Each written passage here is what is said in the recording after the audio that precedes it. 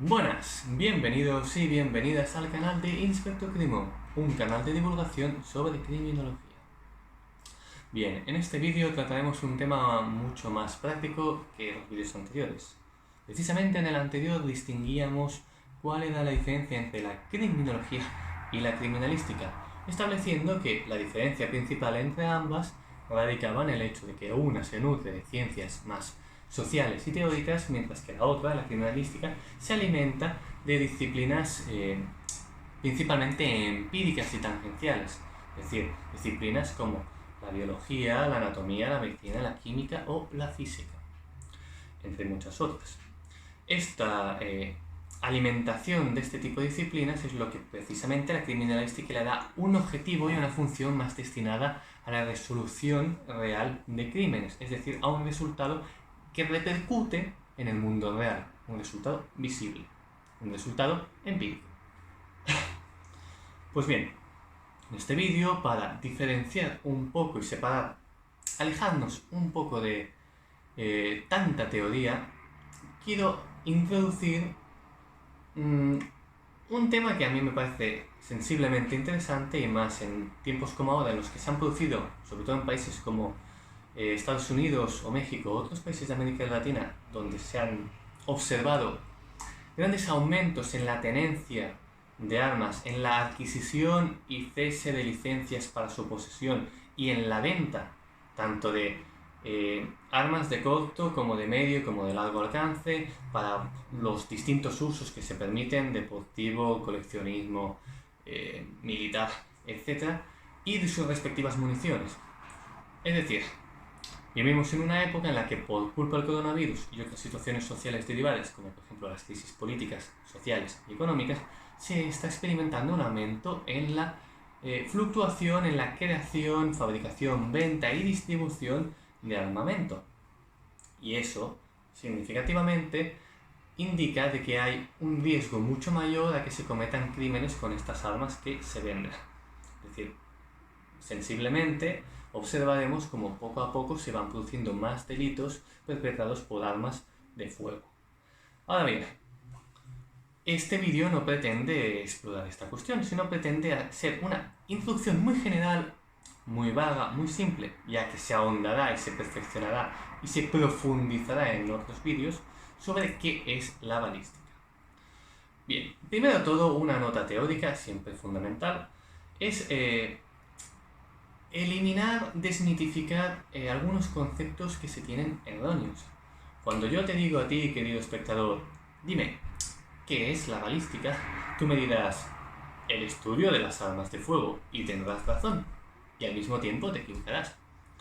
Aunque por el nombre pueda parecer que la balística tiene mucha relación con las balas, y como que una bala se dispara a través de un arma de fuego, se cae en la falsa idea de que la balística solo tiene que ver con pistolas, metralletas, escopetas, subfusiles, armas pesadas, granadas, cualquier tipo de armamento que consideremos arma de fuego. Pero ese es un caso de error, porque en realidad la balística comprende también las armas blancas, es decir, cualquier tipo de elemento o utensilio que sea sensible de ser utilizado como arma para causar un daño es susceptible de ser estudiado dentro de la balística.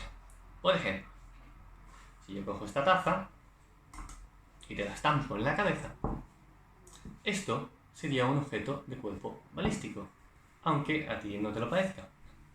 Si yo cojo, que delante mío tengo el pote de las especias, cojo la canela y te la tiro en la cara, será lo mismo. La única diferencia es que esto contará como arma blanca, en tanto y cuando te estoy golpeando con ella, y lo otro contará como objeto arrojadizo, también un tipo de arma blanca.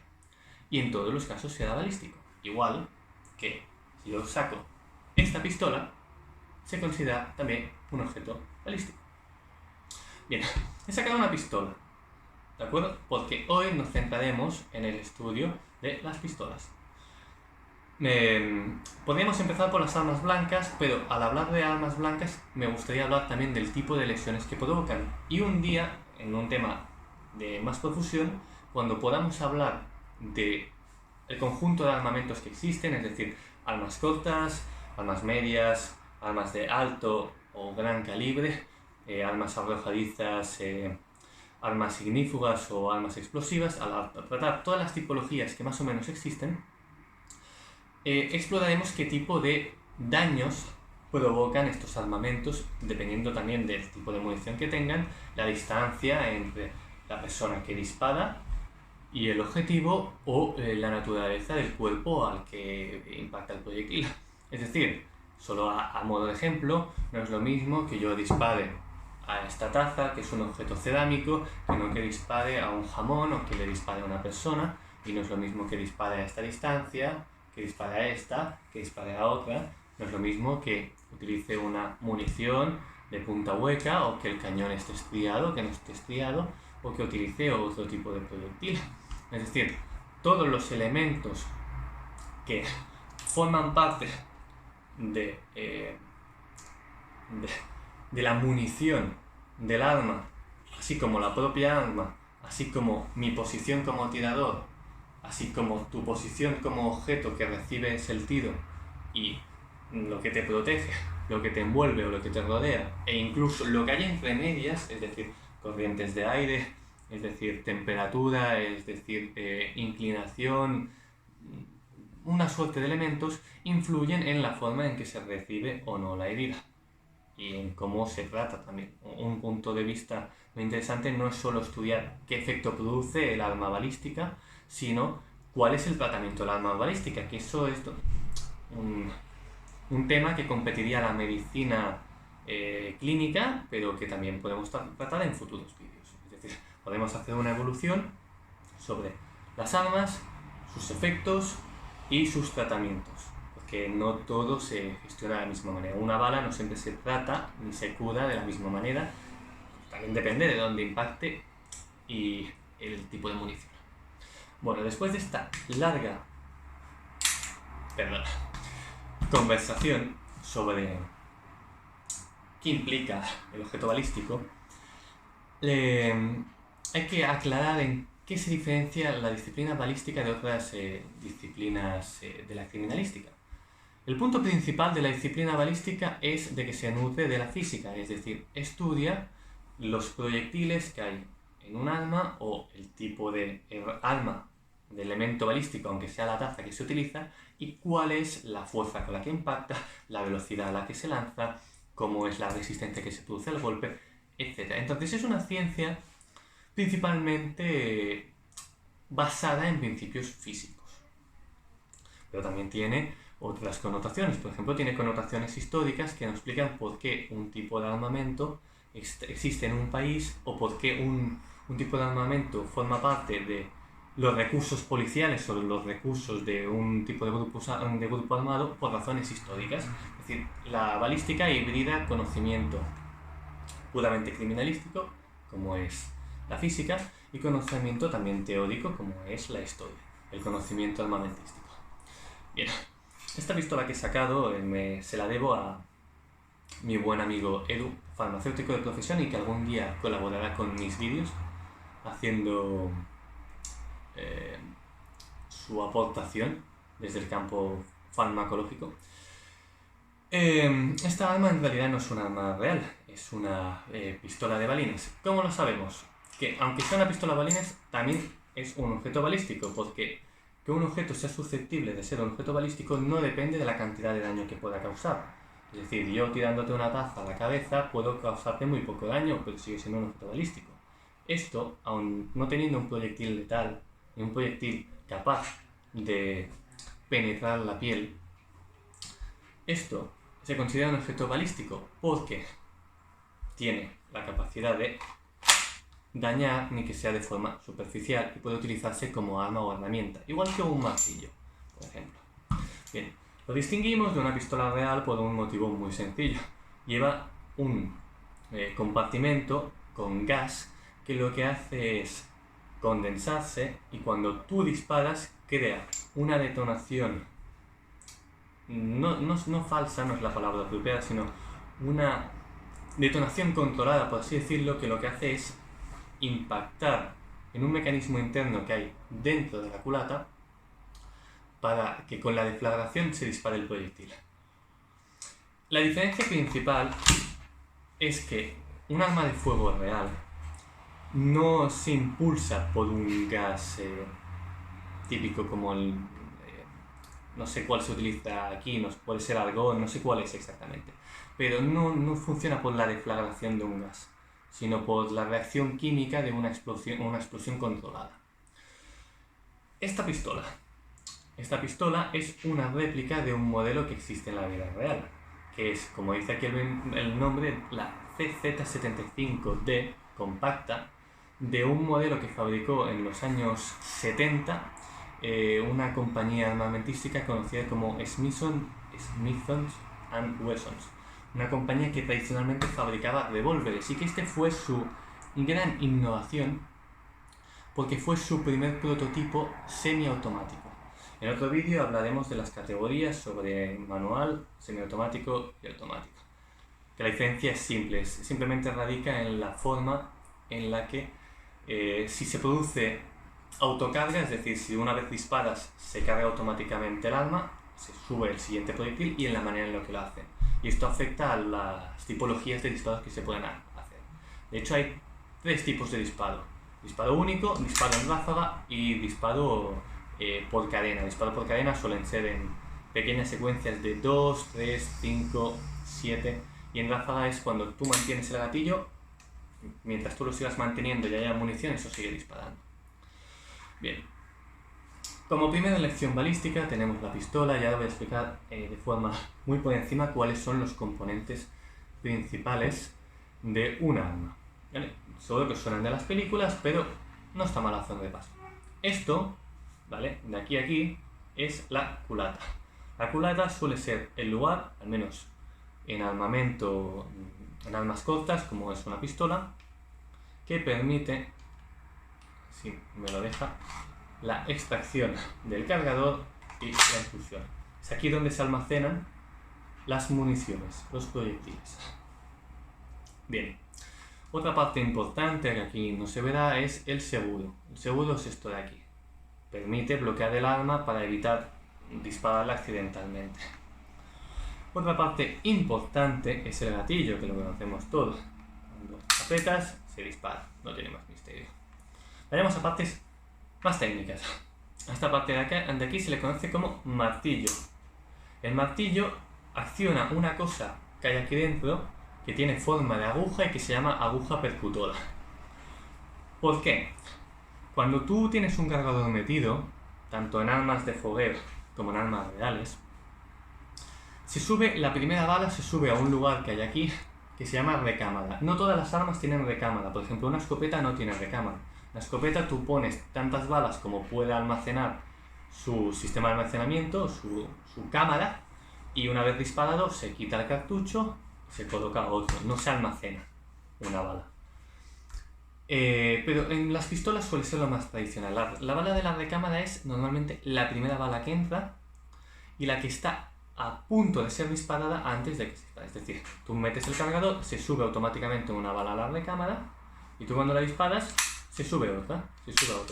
Se llama de recámara en principio porque una vez has disparado todas, o sea, si tienes 20 balas, has disparado 19, se te queda una, pero aquí el cargador lo tendrás vacío y lo seguirás teniendo una bala subida. Es decir, se llama recámara porque aún sin haber balas aquí, siempre queda una aquí, hasta que la disparas, obviamente.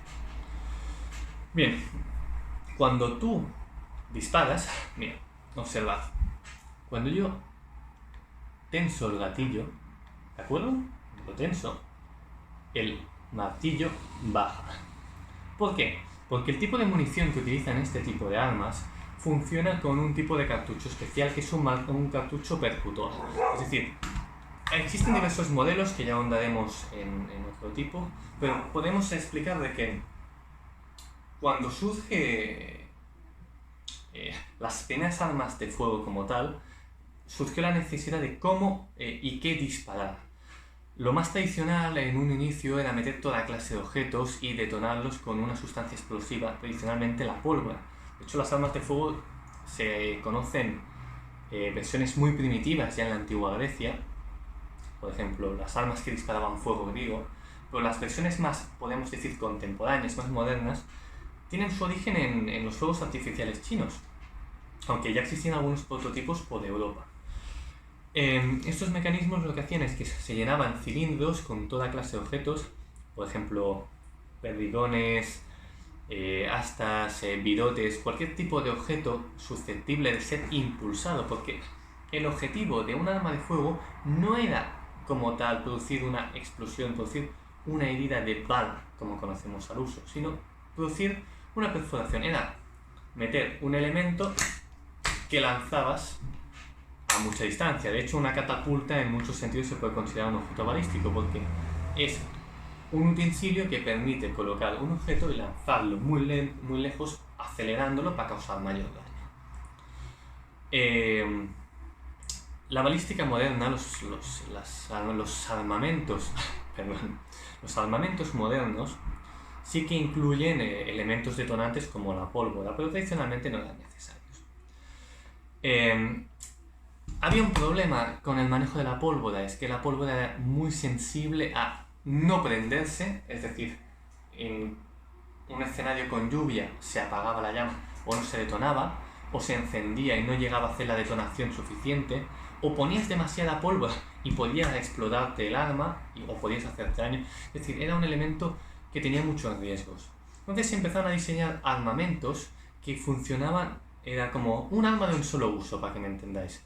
Era imaginad el típico mosquete antiguo que se utilizaba como un cilindro, se ponía un tipo de munición que se cargaba con una varilla y eso solo servía para hacer un disparo. Una vez disparado se limpiaba el cañón, se volvía a meter.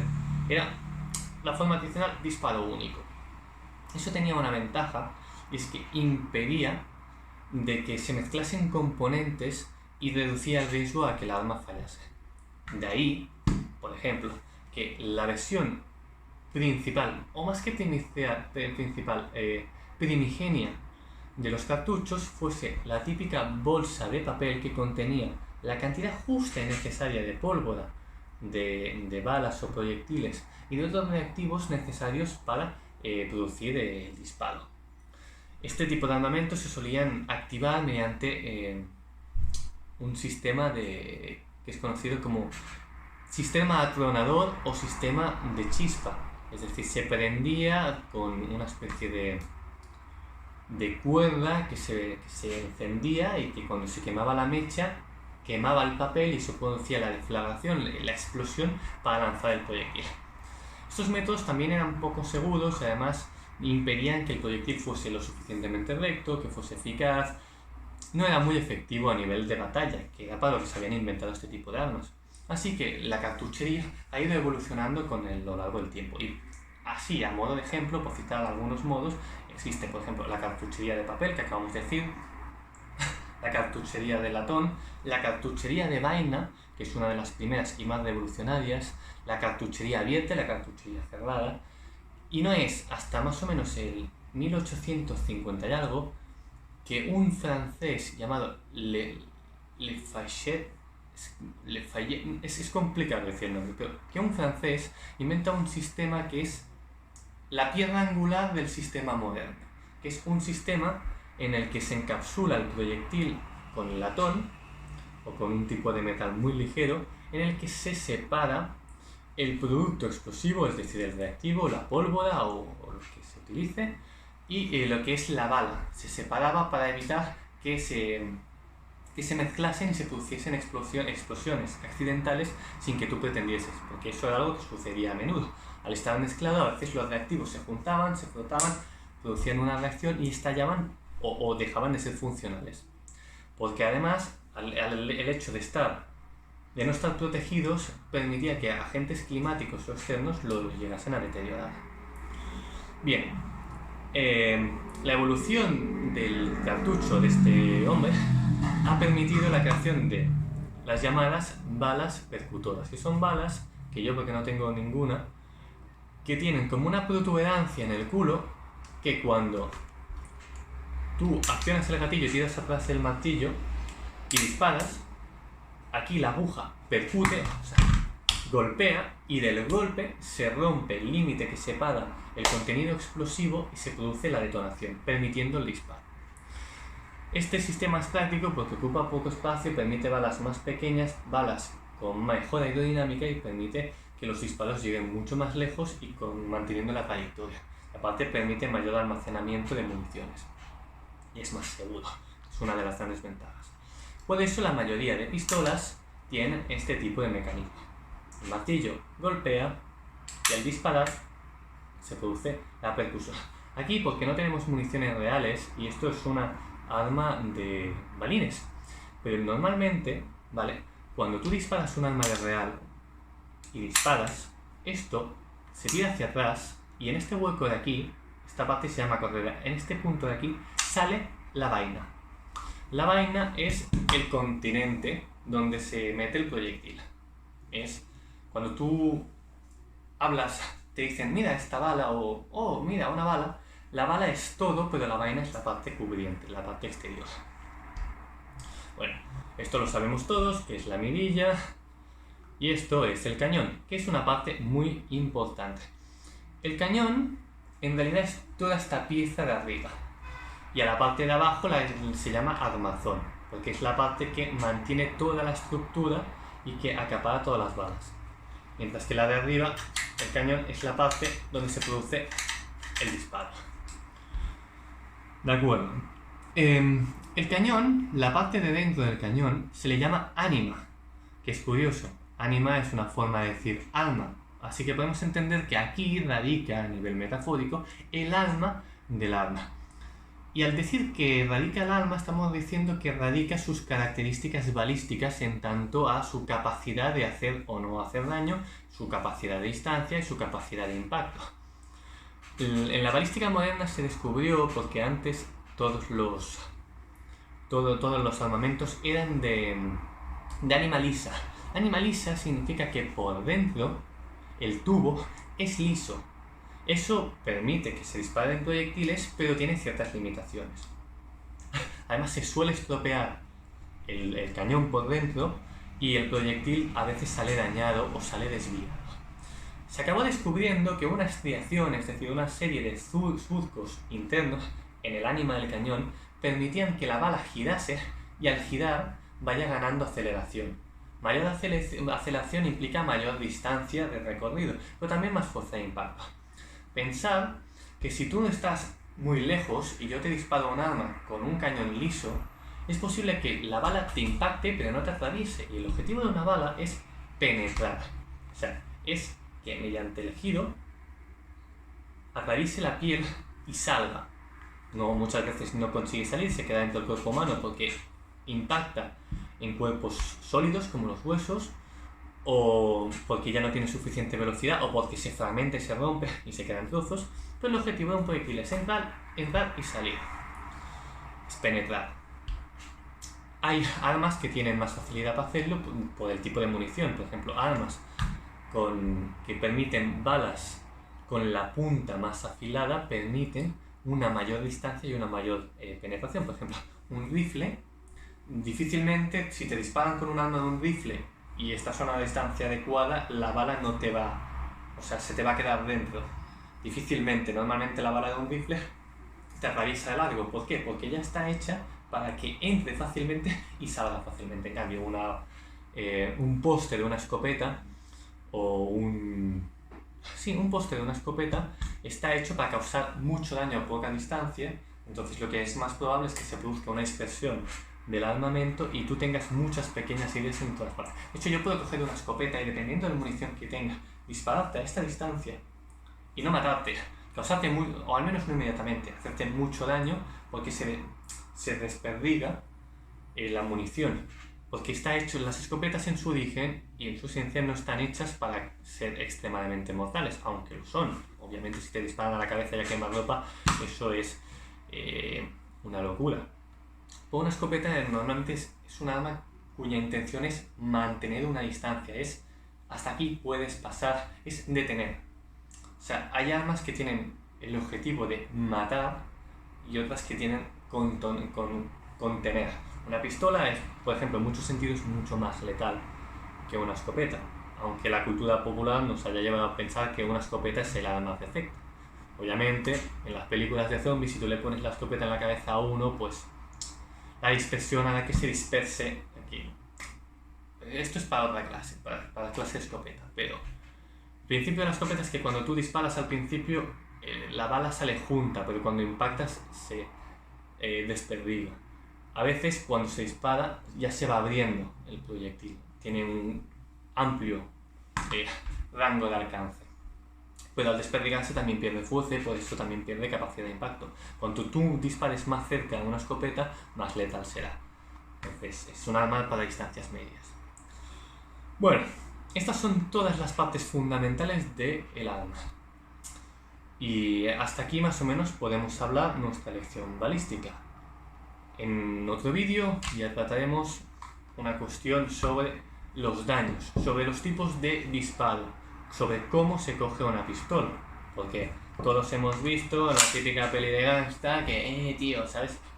Seguro que hay algún listillo que hasta de la coge así.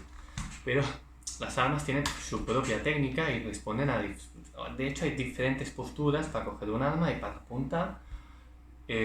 Cada una tiene sus ventajas y sus inconvenientes. Por ejemplo, cruzada, arriba o abajo, permite llevar una linterna. Cruzándolo hacia abajo te permite apuntar mejor porque te da mayor estabilidad. Luego, una postura Weaver o una isquioidal permiten diferentes ventajas. Esto ya entraremos en otro vídeo. Para el caso, este vídeo es un vídeo de introducción a la balística para que conozcáis conceptos claves. ¿Qué es una bala? ¿Qué es un proyectil? ¿Y qué es la vaina? Resumidamente, una bala es todo. Proyectil, lo que se dispara, o sea, lo que impacta. Y una vaina, la carcasa. ¿Vale? Las partes fundamentales de una pistola, que resumidas muy rápidamente, son el armazón, el cañón, dentro está la aguja percutora, el martillo, la mirilla, el seguro, el gatillo, el cañón y la ánima. Y bueno, esta es el mecanismo eyector y poco más. En otros vídeos no tengo otras armas para poder ilustrar, pero lo intentaré hacer con dibujos o lo que sea para contaros cómo es la mecánica. Y luego ya entramos un poco a explicar cómo se producen los disparos, qué efectos, qué resultados, y etc. Espero que esta primera clase ligeramente introductoria y ligeramente peculiar, curiosa. Espero que el vídeo no me lo censure de YouTube. No estoy haciendo apología, pero te sientes poderoso con una pistola. En cualquier caso, espero que os haya gustado, hayáis aprendido. No diré que deis likes, pero sí que os pediré, por favor, esta es de juguete, es inocua, es inofensiva, pero por favor, niños, si veis esto, no lo hagáis en casa y alejados, siempre que sea posible, de armas de fuego. Un arma de fuego no es un juguete. Por mucho que esta sea de juguete, un arma de verdad no es un juguete. Y da igual si tú eres quien la sostiene o quien está detrás o quien está en medio. Da igual. Las armas de fuego son necesarias por cuestiones de seguridad y por cuestiones de... Así se ha constituido nuestro mundo. No voy a hacer apología de no a las armas, pero sí voy a hacer apología de no a las armas cuando no sabes utilizarlas o cuando tu uso va a ser un uso malo. Tener un arma es una responsabilidad, ni privilegio ni otra cosa. Tener un arma es una carga, es una cosa para la que hay que estar preparado y hay que saber cuándo se usa, cómo se usa y por qué se usa. Esto tiene el potencial de hacer mucho daño, queriendo o sin querer. Entonces, si tú tienes ideas de venganza o si crees que es un juego que te parece muy divertido, por favor, hazte un favor a ti, a nosotros, al resto del mundo y mantente alejado de las armas. Y aún así, si no eres una persona con esta mentalidad y eres la persona más buena y maravillosa del mundo, aún así mantente alejada de las armas, porque incluso tú, teniéndola, puedes salir herido y no vale la pena. Pero eso no quita que las armas sean interesantes y que yo os vaya a seguir contando. Así que, por favor, si queréis, suscribiros y ser buenos o os disparo. Buenas noches, o buenas tardes, o buenas lo que sea, dependiendo de la hora en la que me veáis. Y hasta la próxima.